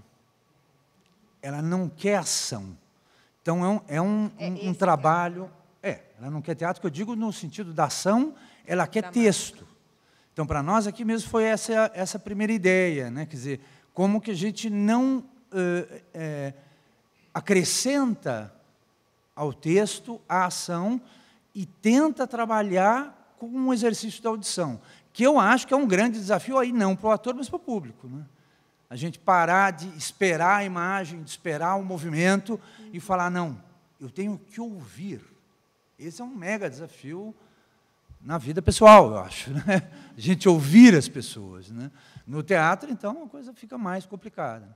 Então, a proposta dela é muito desafiadora, ainda mais agora nos últimos, né? Acho que na última dramaturgia dela. Essa aqui é uma peça do começo da carreira dela, né? Hoje já não tem mais Nora, né? Os personagens ali minimamente desenhados, mesmo que relacionados com outros textos, né? Agora ela já está trabalhando com outro tipo de texto, né? Que é muito menos indicativo.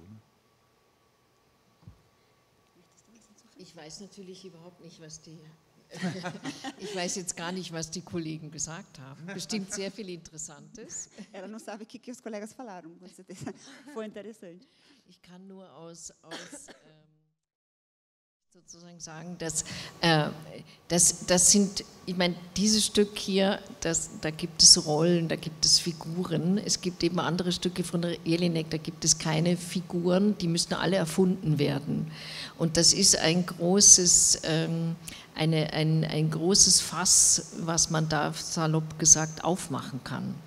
Ela retoma pouco o que a Flávia já falou, né? Que nessa peça ainda tem alguns, parece que tem personagens e vozes relacionadas a esses personagens. A gente viu que isso não é no sentido tradicional, mas nas peças mais recentes é um texto contínuo, é como se fosse um texto apenas, e aí o desafio é para o encenador, os atores, ouvir e sacar as vozes que ela coloca aí. Né? Es gibt sehr viel zu erfinden bei Jelinek, sowohl auch von Regieseite und auch von den Schauspielern.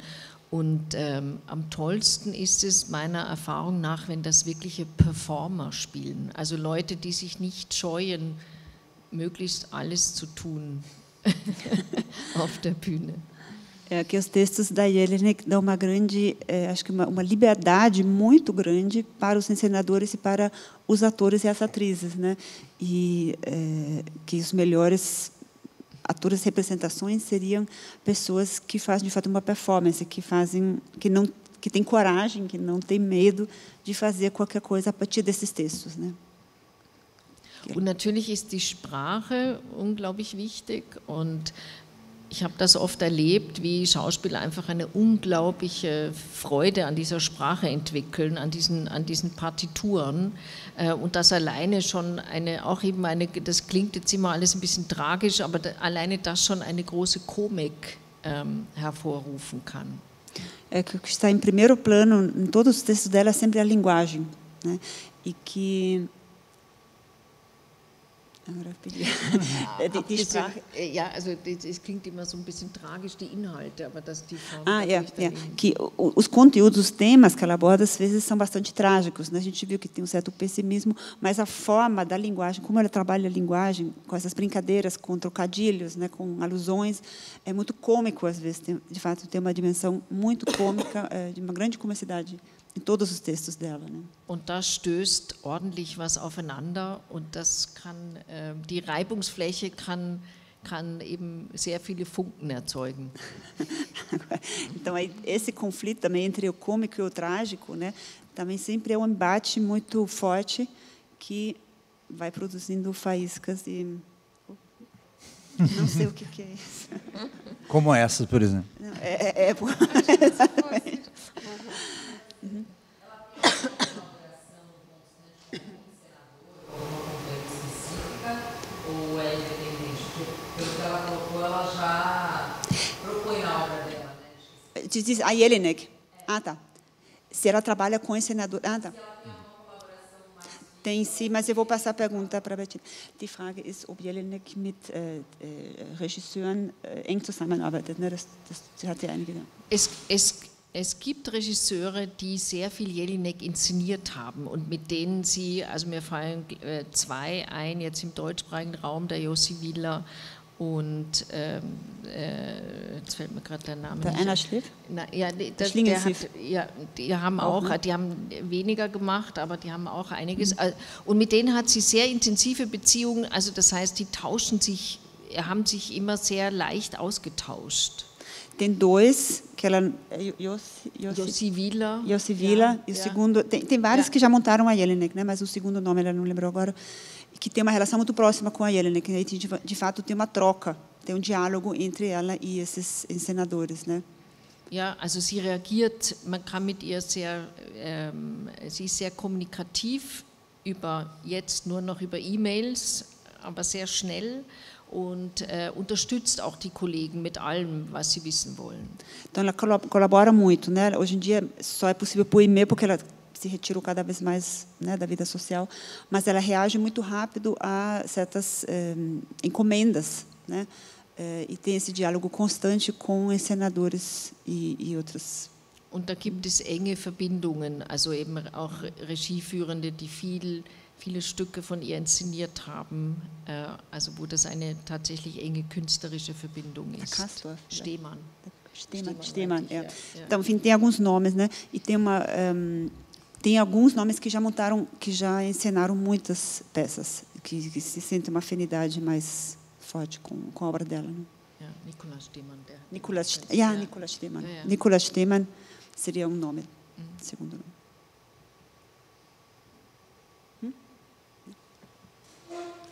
Pode mencionar que, em alguns casos, ela não quer que as peças sejam divulgadas entre o público, mas que são só otorgadas para os próprios profissionais do teatro. Ou seja, que ela não quer que o público leia as peças, mas que ela prefere que assista.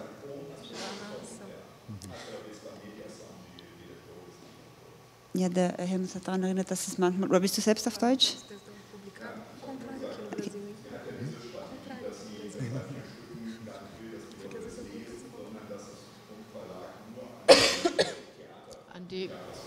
Ja.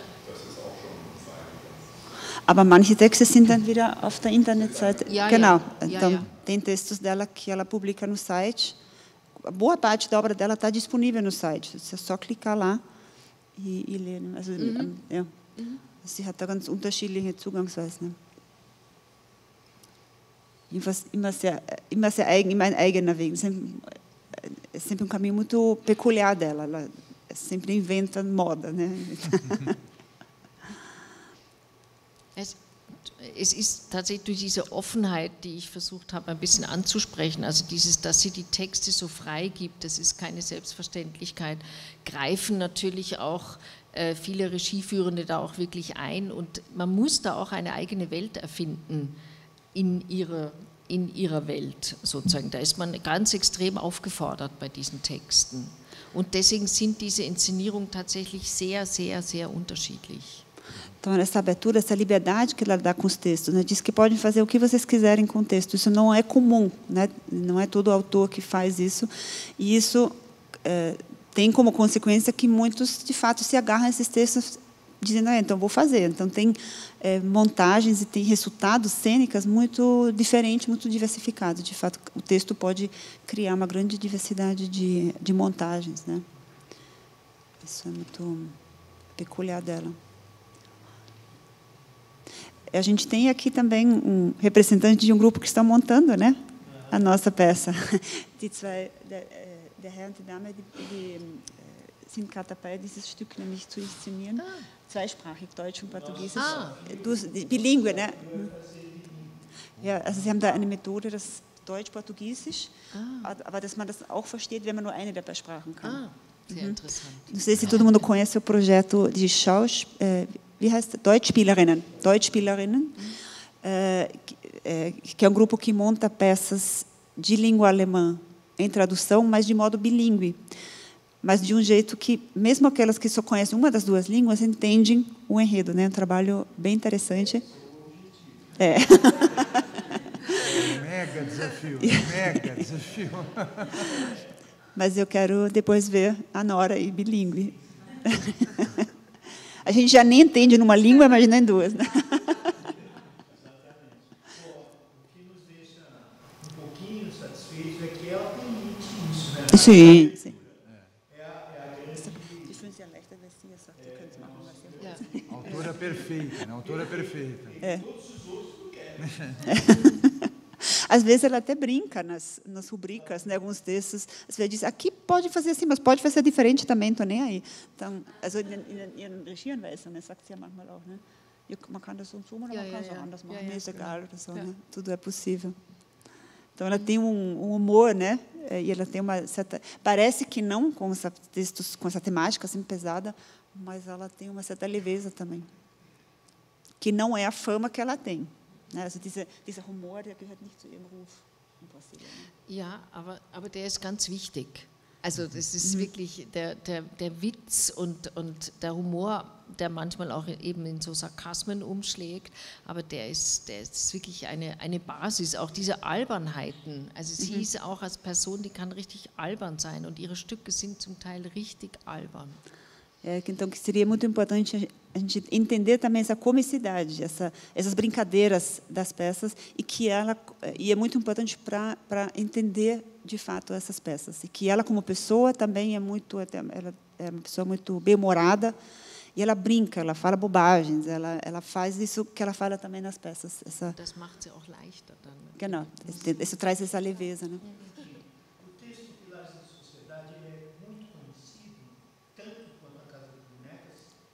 Não, Stützen der Gesellschaft ist nicht so bekannt wie das Mauerstück, ne?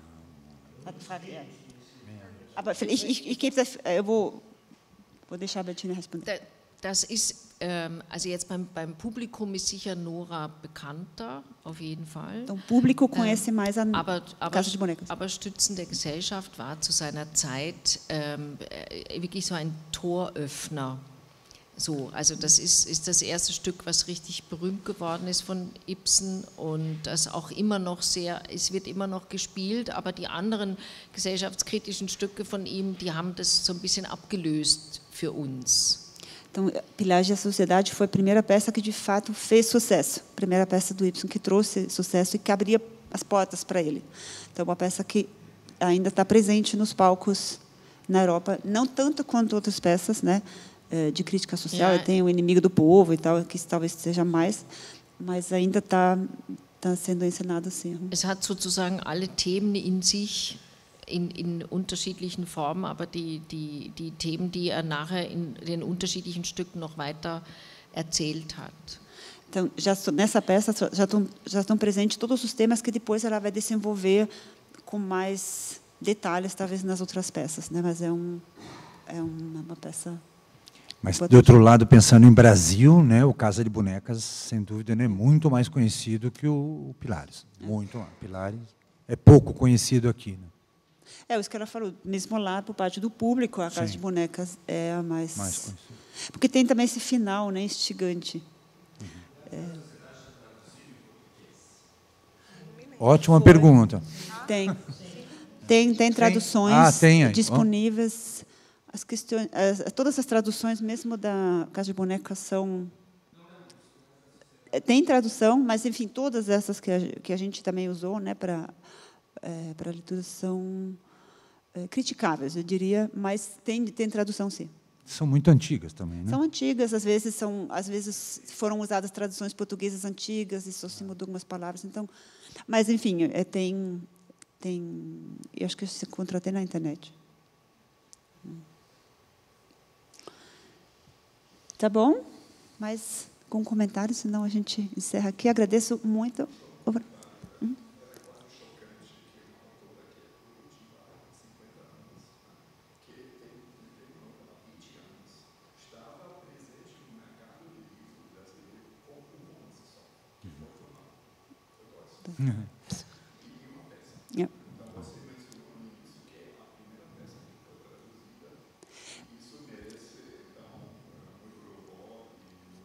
Salva de palmas para a editora, né? Eu acho, sem dúvida nenhuma. Obrigada. Foi uma ótima palavra para encerrar o evento. De fato, se tem dessa grande escritora, né? Só 2 romances traduzidos depois do Prêmio Nobel. Tem peças que foram traduzidas, mas como tantas vezes no teatro teve montagens e acabou. Então, se a gente quer acesso, não tem como acessar o texto, né? O texto. Então, esse projeto da Temporal, de fato, é um projeto maravilhoso, né? Da visibilidade e longevidade e sobrevida a textos dramáticos, né, que não dependem da montagem e da possibilidade de eu ver a montagem, porque então esses textos agora vão ficar disponíveis, né.